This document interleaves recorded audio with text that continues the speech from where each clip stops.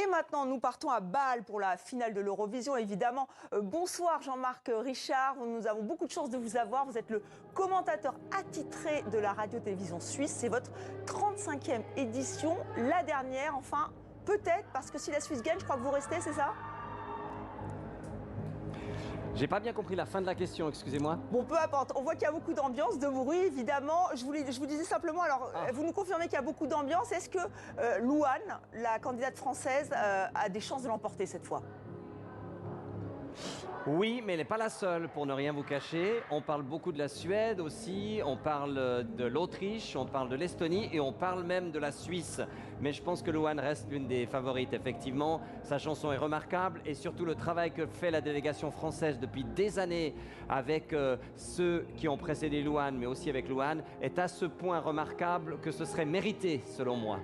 Alors Jean-Marc, c'est peut-être aussi la victoire déjà de la langue française, hein, France, Suisse, Luxembourg, des chansons en français et même des éléments français pour les titres Israël, Pays-Bas, l'Australie. Comment vous l'expliquez ?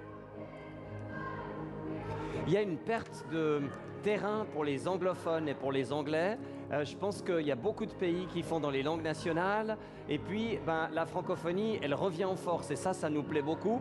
À l'image, par exemple, des Pays-Bas, c'est un chanteur qui est d'origine congolaise et qui chante en français, en partie en anglais, mais surtout en français. Moi, je pense que depuis quelques années, on a assisté à un retour des langues nationales. Ça n'a rien à voir avec le nationalisme, c'est vraiment une envie d'affirmer son identité. Puis il y a tout un travail qui se fait dans les différents pays pour être à l'image du pays et donc de la langue. Même les Suédois, cette année, qui sont représentés par des Finlandais, mais qui vivent dans une région où on parle le suédois, pour la première fois depuis 1998, vont chanter dans leur langue.